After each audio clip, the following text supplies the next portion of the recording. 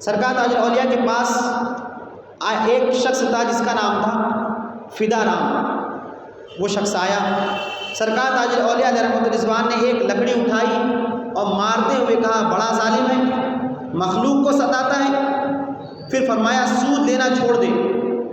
فدا رام نے پر آپ کی اس بات کا اتنا اثر ہوا کہ عمر بھر پھر اس نے کبھی سود خوری نہیں کی. سبحان اللہ. یہ جملے تھے تاج الاولیاء کے، نا اللہ کے بندوں کی، مقبول بندوں کی زبان ایسی ہوتی ہے کہ ان کی زبان سے بس نکل جائے دو کلمے، سننے والے کے دل کی دنیا ہی بدل جاتی ہے نا.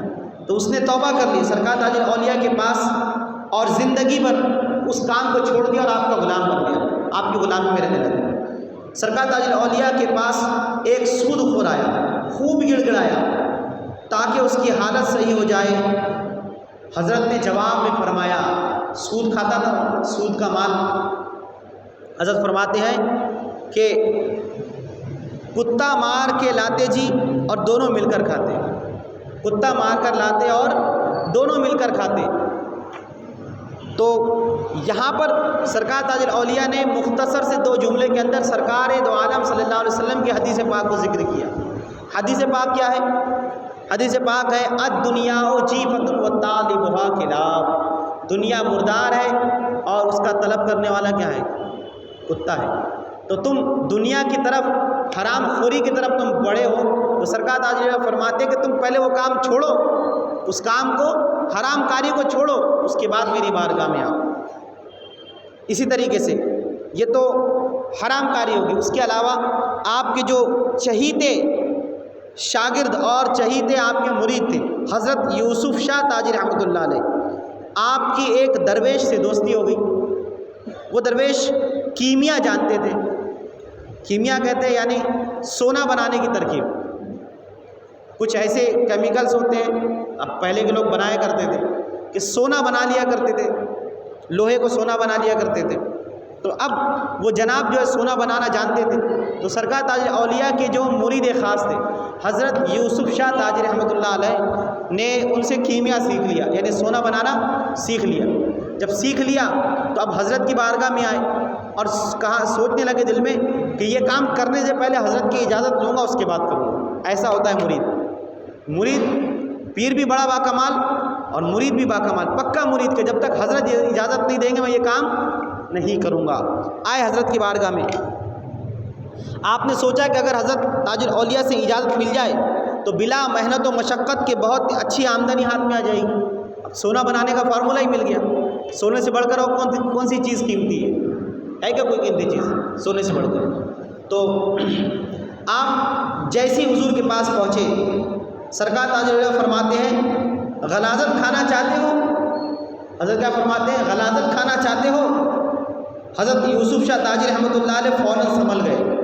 آپ فرماتے ہیں کہ بیٹا محنت کرو، مشقت کرو اور محنت کر کے کھاؤ. یہ اس میں کچھ نہیں رکھا. آج ہماری قوم بھی ایسی ہی ہو گئی، شارٹ کٹ دیکھتی ہے، کہاں سے مجھ کو شارٹ کٹ میں پیسہ مل جائے. اللہ تبارک و تعالیٰ کے نبی اللہ صلی اللہ علیہ وسلم فرماتے ہیں الکاسب حبیب اللہ. کیا فرماتے ہیں؟ الکاسب حبیب اللہ. محنت کر کے کمانے والا اللہ کا پیارا ہے. محنت کر کے اپنی محنت و مشقت سے کمانے والا اللہ کا محبوب ہے. جو جتنی محنت و مشقت کر کے اپنا پسینہ بہا کر کماتا ہے نا، اللہ تبارک و تعالیٰ اس سے اتنی زیادہ محبت فرماتا ہے، کیونکہ وہ رزق حلال کما رہا ہے. اور رزق حلال کمانے والا چاہے دنیا والوں کی نظر میں کیسا بھی ہو، رکشہ ڈھکیلنے والا، رکشہ چلانے والا دنیا والوں کی نظر میں کیسا بھی ہو، لیکن اللہ کے حبیب فرماتے ہیں اللہ کا محبوب ہے. اللہ اس سے پسند کرتا ہے، اللہ اس شخص سے محبت کرتا ہے جو اپنے ہاتھ سے محنت کر کے کماتا ہے. ایک صحابی رسول آئے تھے حضور کی بارگاہ میں، آپ نے واقعہ سنا ہی ہوگا، بلکہ حدیث پاک ہے. آئے عرض کرتے یا رسول اللہ، مسجد نبوی میں کھڑے ہو گئے اور کھڑے ہو کر کے عرض کرتے ہیں سرکار کچھ مدد ہو جائے. تو میرے پاس کھانے کے لیے کچھ نہیں ہے، کئی دن سے فاقے چل رہے ہیں. سرکار دو عالم صلی اللہ علیہ وسلم نے ان کے دونوں ہاتھوں کو پکڑا یہ اور فرمایا محنت کرو، محنت ہے نا.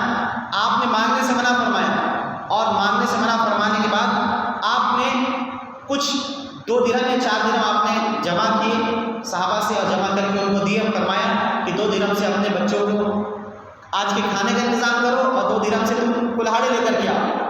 اور کلہاڑی لا کر لکڑیاں کاٹ کر جنگل سے لا کر کے بیچو مدینے میں. انہوں نے یہ کام شروع کر دیا. ایک عرصے کے بعد، کچھ دنوں کے بعد جب ان کے حالات سدھر گئے تو وہ حضور کی بارگاہ میں تشریف لائے. تو پہلے ہاتھ ان کے نرم تھے کیونکہ محنت تھی، اب وہ کلہاڑی پکڑ پکڑ کے مار مار کر ہاتھوں میں سختی آ گئی. تو اللہ کے نبی علیہ السلام نے ان کے ہاتھوں کو پکڑ لیا، محبت سے پکڑا اور فرمایا یہ جو تمہارے ہاتھ کی سختی اللہ کو اس نرمی سے زیادہ محبوب ہے نا. تم جو محنت کر کے کھا رہے ہو اللہ کو یہ زیادہ پیار پسند ہے کہ تم مانگ کر کے کھاؤ. تو اللہ کے نبی علیہ السلام نے بھی محنت و مشقت کر کے کھانے کی تلقین فرمائی ہے. ایک آخری واقعہ سماعت فرمائیے. ایفاء عہد کی تلقین، وعدے کو وفا کرنا، وعدے کو پورا کرنا، وعدہ پورا کرنا بھی اللہ تبارک تعالیٰ قرآن پاک میں فرماتا ہے کہ وہ اپنے وعدے کو پورا کرو. یقیناً تم سے قیامت میں ہر وعدے کے بابت پوچھا جائے گا. جو تم وعدہ کر رہے ہو وعدہ خلافی نہ کرو. تم نے کسی سے بھی اگر وعدہ کیا، زبان دی اگر کسی کو، اپنی زبان پر قائم رہو، اپنی زبان سے مکرو نہیں. ہم دکان میں جاتے ہیں، دکان میں سب نہیں لیکن کچھ لوگ ایسا کرتے ہیں، کچھ قرضہ کر لیا دکاندار سے اور فلاں تاریخ کو میں دے دوں گا. اب فلاں تاریخ کیا دکھے گا، دے گا وہ بندہ نظر ہی نہیں آتا، ایسا غائب ہوتا اس راستے سے نہیں گزرتا، وہی راستہ چھوڑ دیتا ہے، کسی اور راستے سے آنا جانا شروع کر دیتا ہے کہ مجھ کو پیسہ دینا پڑے گا. اب دوسری دکانداری میں وہاں گیا، وہاں قرضہ کر لیا، وہاں سے بھی غائب ہے. تو وعدہ کر لیا کہ میں فلاں تاریخ کو دوں گا لیکن دینے کا نام و نشان نہیں ہے. تو یہ کیا ہے؟ یہ دھوکہ ہے، یہ فریب ہے، یہ وعدہ خلافی ہے، یہ دغا ہے، یہ مسلمان کے ساتھ وعدہ خلافی ہے. اور اس کو اللہ تبارک و تعالیٰ سخت ناپسند کرتا ہے. تو وعدہ کرو تو پورا کرو، نہیں کر سکتے پورا تو وعدہ ہی مت کرو.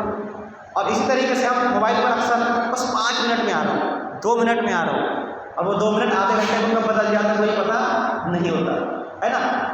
اور اس طریقے سے ہم بہت بے شمار ایسے وعدے کرتے ہیں کہ جو بظاہر ہم کو ایسا لگتا ہے کہ چھوٹی بات ہے، لیکن اللہ تعالیٰ فرماتے ہیں کہ اپنا وعدہ پورا کرو. یقیناً تم سے قیامت کے دن ہر وعدے کی پوچھ ہوگی.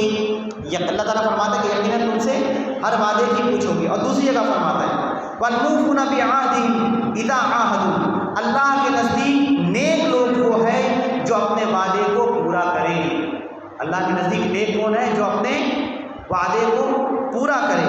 اور حدیث پاک میں سرکار عالم، سرکار دو عالم صلی اللہ علیہ وسلم فرماتے ہیں، اپنے خطبوں میں اکثر فرمایا کرتے تھے اپنے وعدے کا پابند نہیں، جو اپنے وعدے کا پابند نہیں اس کا دین میں کوئی حصہ نہیں. ایک اور جگہ فرماتے ہیں سرکار کہ عہد کو پورا نہ کرنا منافقوں کی خاص نشانیوں میں سے ہے. منافقوں کی نشانی ہے اپنے وعدے کو پورا نہ کرنا، قرض لے کر کے کھا جانا اور وعدہ کر کے نہ دینا. اگلا آدمی جس نے آپ کو پیسہ دیا، جس نے ہم کو پیسہ دیا، جس نے مجھ کو پیسہ دیا، اس نے تو یہ سوچ کر دیا کہ مولانا صاحب فلاں تاریخ کو دے دیں گے، اس کے بعد میں اپنا کام کر لوں گا. اور مولانا صاحب نے جھوٹا وعدہ کر لیا، اور جب وعدہ کر لیا تاریخ نکل گئی، وہ فلاں بندہ آ کر کے پریشان کہ یا اللہ مجھ کو ضرورت تھی، اگر یہ دے دیتے تو میرا بھی کام نکل جاتا. تو ایسے جھوٹے وعدے کرنے سے ہمیں اجتناب کرنا چاہیے. وعدہ کیا ہے تو پورا کرو. سرکار تاج الاولیاء علیہ رحمت رضوان کی بارگاہ میں ایک خاتون آئی، الہ آباد کی ایک طوائف حاضر ہوئی.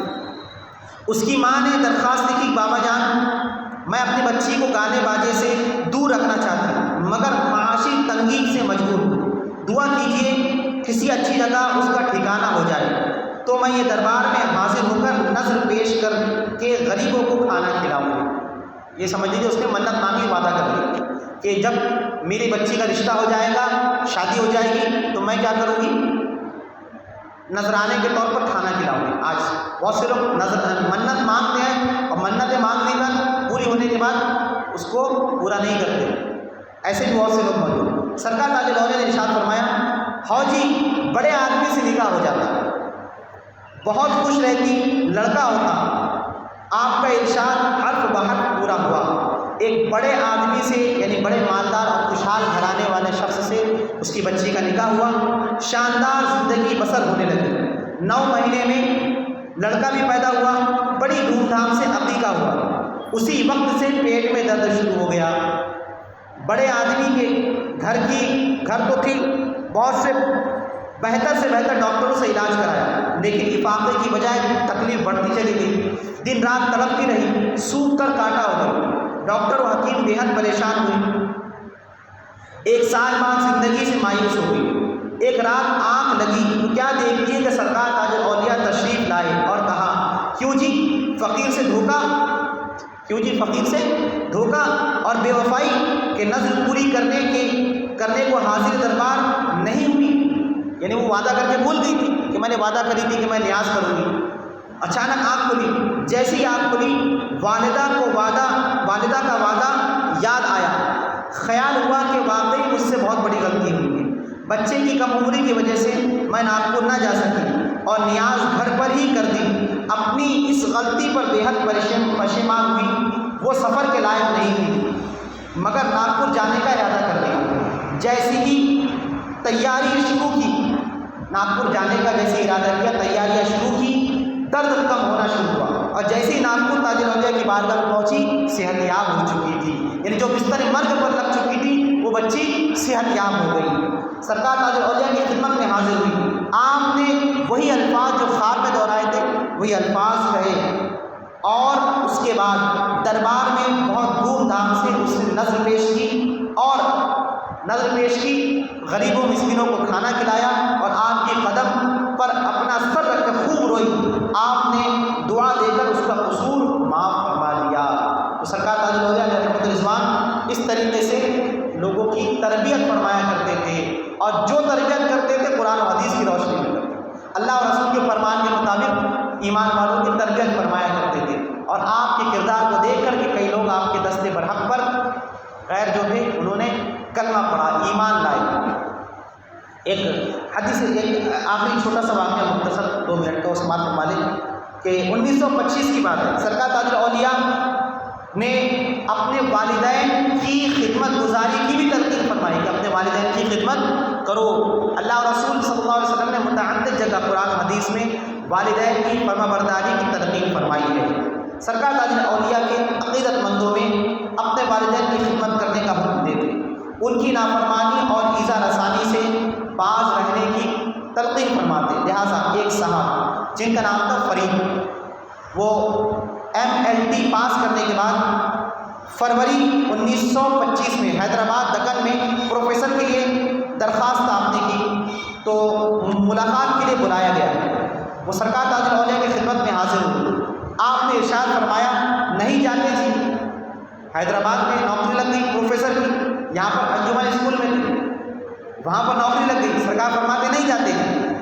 انہوں نے عرض کیا کہ انجمن ہائی اسکول میں تنخواہ بہت کم ہے، صرف 225 روپے ملتے ہیں، وہاں کئی گنا زیادہ تنخواہ ہے۔